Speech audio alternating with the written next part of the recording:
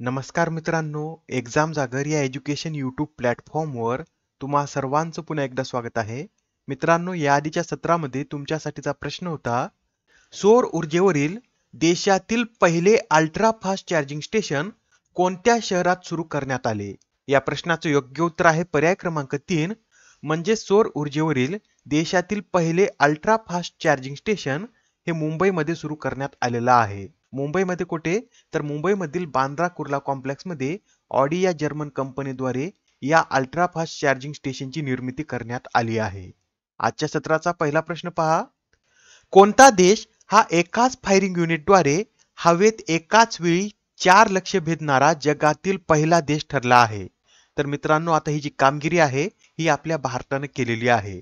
भारताने आता आकाश या क्षेपणास्त्राद्वारे एकाच युनिट फायरिंगद्वारे एकाच वेळी 4 वेगवेगळी लक्ष्य भेदलेली आहेत. ही जी कामगिरी आहे ही 12 डिसेंबर रोजी अस्त्र शक्ती लष्करी सरावात करण्यात आलेली आहे. बरं, आपलं हे जे आकाश क्षेपणास्त्र आहे याची निर्मिती कमी पल्ल्याच्या लक्ष्यांना भेदण्यासाठी करण्यात आलेली आहे. हे आकाश क्षेपणास्त्र 25 किलोमीटर पर्यंतच्या लक्ष्याला भेदू शकतं. याचा विकास कोणाद्वारे करण्यात आला आहे? तर DRDOने याचा विकास केला आहे व सध्या याचं उत्पादन भारत डायनॉमिक्स लिमिटेड द्वारे करण्यात येत आहे. आकाश या क्षेपणास्त्राची रस्ते किंवा रेल्वेने सुद्धा वाहतूक करता येते व हे आकाश क्षेपणास्त्र मोबाईल प्लॅटफॉर्म वरून सुद्धा डागलं जाऊ शकतं. आणि मित्रांनो, या अस्त्र शक्ती सरावादरम्यान प्रथमच समर या हवाई संरक्षण क्षेपणास्त्र प्रणालीची सुद्धा यशस्वी चाचणी घेण्यात आली आहे. ही जी चाचणी आहे ही 17 डिसेंबर रोजी सूर्यलंका हवाई दलाच्या स्थानकावर घेण्यात आली असून ही संरक्षण प्रणाली 2 ते 2.5 मॅग वेगाने येणाऱ्या क्षेपणास्त्राला नष्ट करण्यास सक्षम आहे. या संरक्षण प्रणालीमध्ये 2 प्रक्षेपण प्लॅटफॉर्म आहेत आणि धोक्याची जाणीव होताच एकाच वेळी दोन्ही प्लॅटफॉर्मवरून क्षेपणास्त्र सोडली जाऊ शकतात. बरं, ही हवाई संरक्षण प्रणाली कोणी विकसित केली आहे? तर हवाई दलाच्या मेंटेनन्स कमांडच्या 7 BRD युनिटने ही हवाई संरक्षण प्रणाली विकसित केली आहे. प्रश्न क्रमांक 2 पहा. खेलो इंडिया पॅरा गेम्स मधील पदतालिकेत प्रथम स्थान कोणत्या राज्यानं पटकावलं आहे? तर आता या खेलो इंडिया पॅरा गेम्स मधील पदतालिकेत हरियाणा या राज्यानं प्रथम स्थान पटकावलेलं आहे. हरियाणा या राज्याने या स्पर्धेत एकूण 105 पदक जिंकली आहेत. त्यापैकी 40 सुवर्ण, 39 रौप्य व 26 कांस्य पदक आहेत.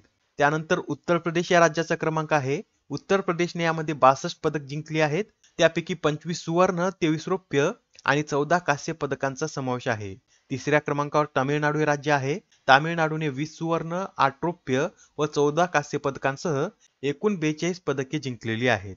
मित्रांनो, या खेलो इंडिया पॅरा गेम्सची पहिलीच आवृत्ती होती. याआधी या खेलो इंडिया अंतर्गत 5 Khelo India youth games, 3 Khelo India university games आणि 3 खेलो इंडिया विंटर गेम्सचं सुद्धा आयोजन करण्यात आलेलं आहे. बरं, यावेळेसची जी खेलो इंडिया पॅरा गेम्स आहेत याचं आयोजन कुठे करण्यात आलं होतं?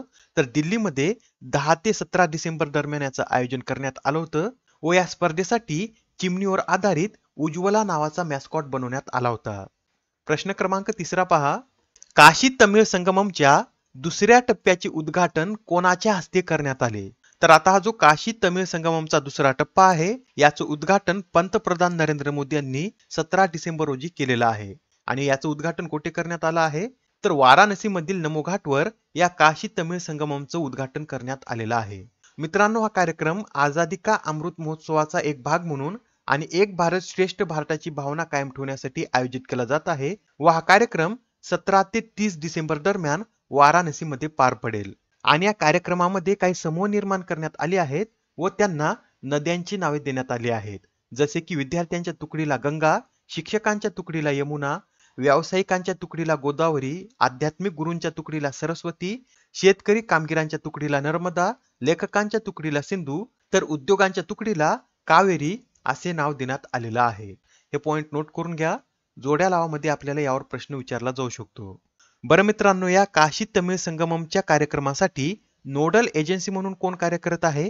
तर शिक्षण मंत्रालय या कार्यक्रमासाठी नोडल एजन्सी म्हणून कार्य करत आहे व पहिला काशी तमिळ संगमम कार्यक्रम हा वाराणसी येथे 16 नोव्हेंबर ते 19 डिसेंबर 2022 या कालावधीमध्ये पार पडला होता. प्रश्न क्रमांक 4 पहा. आता नुकत्याच पार पडलेल्या अंडर 19 आशिया कप 2023 चं विजेतेपद कोणी पटकावलं आहे? तर आता या अंडर 19 आशिया कपचं विजेतेपद हे बांगलादेशनं पटकावलेलं आहे आणि बांगलादेशच्या संघाने अंतिम सामन्यात संयुक्त अरब अमिरातीला हरवून प्रथमच या स्पर्धेचं विजेतेपद पटकावलेलं आहे. हा जो अंडर 19 आशिया कप आहे हा 8 ते 17 डिसेंबर दरम्यान UAE मध्ये आयोजित करण्यात आला होता आणि यामध्ये बांगलादेशने UAE ला 195 धावांनी पराभूत केला आहे. मित्रांनो, या अंडर 19 आशिया कप मधील सर्वात यशस्वी संघ कोणता आहे? तर आपला भारत या अंडर 19 आशिया कप मधील सर्वात यशस्वी संघ आहे. भारताने आतापर्यंत ही स्पर्धा एकूण 8 वेळा जिंकली आहे. आता हा प्रश्न पहा, यंदाच्या राष्ट्रीय ऊर्जा संवर्धन, ऊर्जा संरक्षण आणि ऊर्जा कार्यक्षमता पुरस्काराचं वितरण कोणाच्या हस्ते करण्यात आले? तर आता यंदाच्या या ऊर्जा संवर्धन, ऊर्जा संरक्षण आणि ऊर्जा कार्यक्षमता पुरस्काराचं वितरण हे राष्ट्रपती द्रौपदी मुर्मू यांच्या हस्ते करण्यात आलेलं आहे.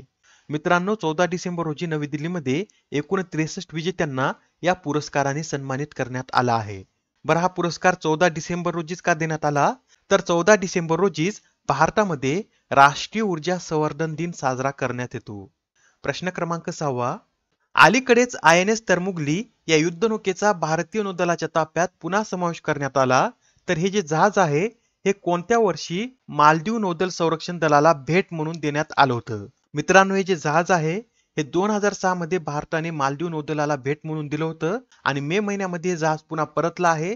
त्यानंतर याची डागडुजी करून पुन्हा आता याला भारतीय नौदलामध्ये समाविष्ट करण्यात आलेलं आहे. लक्षात ठेवा, INS तरमुगली हे जहाज भारताने 2006 मध्ये मालदीवला भेट म्हणून दिलं होतं व पुन्हा आता याचा भारतीय नौदलामध्ये समावेश करण्यात आला आहे. प्रश्न क्रमांक 7 पहा, कसोटी क्रिकेटमध्ये 500 किंवा त्याहून अधिक बळी घेणारा जगातील 8वा गोलंदाज कोण बनला आहे? तर आता कसोटी क्रिकेटमध्ये 500 किंवा त्याहून अधिक बळी घेणारा नॅथन लिओन हा जगातील 8वा गोलंदाज ठरलेला आहे. हे जे नॅथन लिओन आहेत हे ऑस्ट्रेलियाचे गोलंदाज असून अशी कामगिरी करणारे ते तिसरे ऑस्ट्रेलियन गोलंदाज ठरलेले आहेत. याआधी ऑस्ट्रेलियाकडून खेळताना शेन वॉर्न आणि वेगवान गोलंदाज ग्लेन मॅग्रा यांनी सुद्धा अशा प्रकारची कामगिरी केली होती व त्यानंतर असे करणारे ते तिसरे गोलंदाज बनले आहेत. मित्रांनो, कसोटी क्रिकेटमध्ये सर्वाधिक विकेट घेण्याचा विक्रम कोणाच्या नावावर आहे?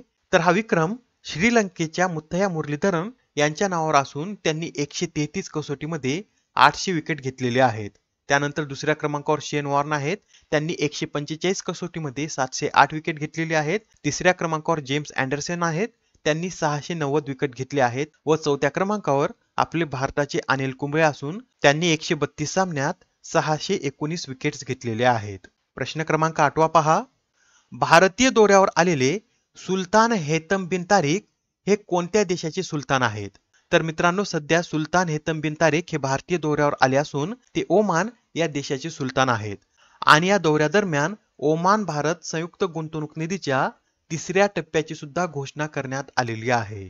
आजच्या सत्रामधील शेवटचा प्रश्न पहा, दरवर्षी आंतरराष्ट्रीय स्थलांतरित दिवस कधी साजरा केला जातो? तर आता हा जो आंतरराष्ट्रीय स्थलांतरित दिवस आहे हा दरवर्षी 18 डिसेंबर रोजी साजरा केला जातो आणि हा दिवस 18 डिसेंबर रोजीच का साजरा केला जातो?